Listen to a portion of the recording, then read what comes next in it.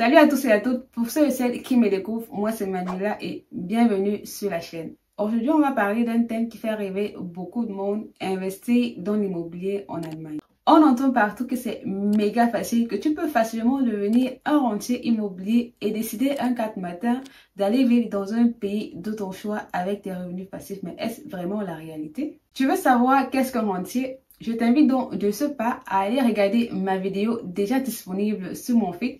Je te mettrai le lien quelque part là en haut de l'écran. Il te reste juste à cliquer sur le lien et tu seras directement redirigé vers la vidéo. Et aussi, tu pourras regarder la vidéo à ton rythme et tu pourras également tout comprendre. Tu as peut-être remarqué cette tendance, de plus en plus d'influenceurs affirment que c'est super facile d'investir dans l'immobilier. À vrai dire, c'est tentant, non? Et franchement, ça change tellement du classique de « je veux juste une maison avec jardin pour y vivre avec mes enfants ». Mais moi, je te propose que l'on regarde cela de plus près, d'accord? Avant tout, posons-nous la vraie question, comment une propriété peut-elle vraiment devenir un bon investissement? Est-ce que ce que racontent les influenceurs tiennent la route? Est-ce que les influenceurs disent vrai? Par la suite, peut-on vraiment devenir libre financièrement aussi facilement? Et surtout, à quel moment tu t'en vas vivre dans un pays de ton choix avec tes revenus passifs?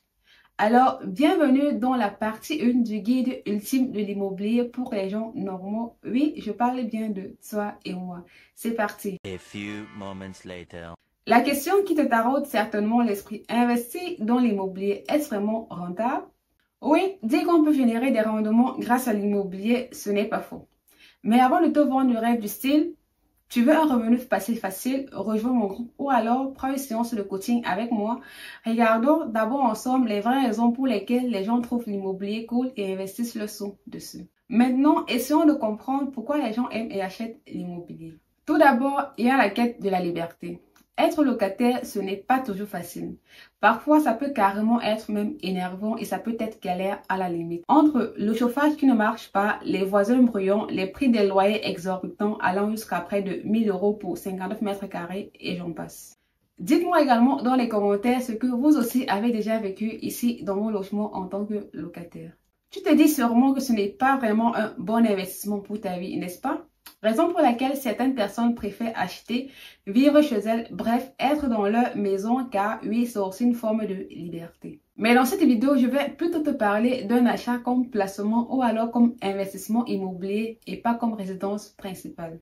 Alors, si tu trouves le contenu intéressant, fais-moi plaisir, abonne-toi à la chaîne, like la vidéo, pense à partager avec des personnes qui sont également à la quête d'informations, tout comme toi.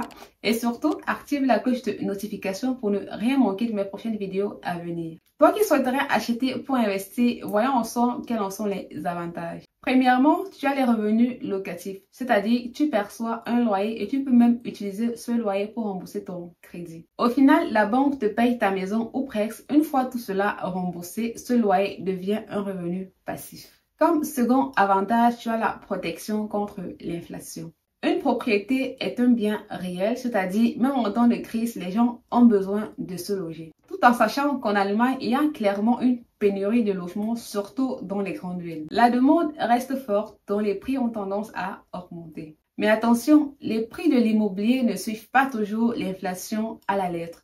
Pendant l'inflation, les banques centrales ont tendance à augmenter les taux d'intérêt. Et vous savez, tout comme moi, que des taux d'intérêt élevés rendent l'achat pratiquement plus difficile. Ce qui fait en sorte que plus les taux sont élevés, moins il y a de la demande sur le marché. Troisième avantage, tu as l'effet du crédit en période d'inflation. Bonne nouvelle, si tu as un crédit immobilier, lui, il ne change pas. Tes loyers, par contre, eux, ils augmentent. Donc, rembourser devient encore plus facile avec le temps et cela te protège encore plus contre l'inflation. Tu constates à présent de toi-même que l'immobilier est aussi simple à comprendre, contrairement aux actions que l'on ne voit que sur des applications. Parlons maintenant de comment financer un bien immobilier en Allemagne. Généralement, ici, il est conseillé de prévoir plus que le prix de vente pour les charges telles que le Grunderwerbsteuer, qui varie généralement entre 3,5 et 6% dépendamment des Bundesländer. Vous avez également les Notarkosten ainsi que les Grundbuchkosten qui varie également ici entre 1,5 à 2%. À cela s'ajoutent également les commissions pour un agent immobilier. Si dans ce cas, vous avez impliqué un agent immobilier, le taux de pourcentage dans ce cas varie entre 3 à 7%. À tout cela s'ajoutent également les travaux de rénovation, les travaux de modernisation, les imprévus ainsi que les éventuels loyers impayés. Il est à noter que tout ceci varie notamment en fonction de l'état du bien immobilier que vous souhaitez acheter. C'est comme ça donc que le massacre commence. Le premier type de prêt fait allusion au prêt à annuité, encore appelé annuité Darlene. Celui-ci a des mensualités fixes avec plus d'intérêt au début et plus de remboursement par la suite. Comme second type de prêt, nous avons le prêt à amortissement total, encore appelé Fulltiga Darlene. Petit rappel sur ce type de prêt, certaines banques proposent des crédits où le remboursement est garanti à 100% à la fin de la durée. Mais attention, pour que ça marche, il faudrait savoir que les mensualités sont plus élevées. Ici, tu rembourses plus vite et donc tu payes moins d'intérêt au total.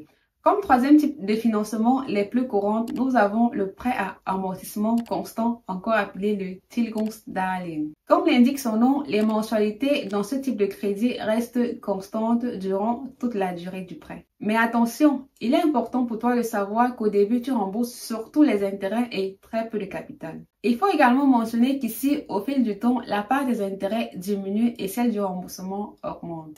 Résultat, la charge s'allège ou du moins diminue avec le temps, surtout si l'inflation fait grimper tes loyers ou ton revenu entre-temps. Aussi, un point très important, n'oublions surtout pas que la banque, avant de te faire un emprunt, se doit de vérifier ces quelques points chez toi. À savoir ton Schufa score, la stabilité de ton emploi, tes revenus réguliers et ainsi que l'état du bien immobilier que tu souhaites acheter. Tous ces éléments jouent un rôle très important dans la décision d'octroi du crédit et des conditions que la banque te propose. Il faut noter que l'immobilier n'est pas du tout un jeu, mais c'est un outil puissant à condition de savoir ce que tu fais.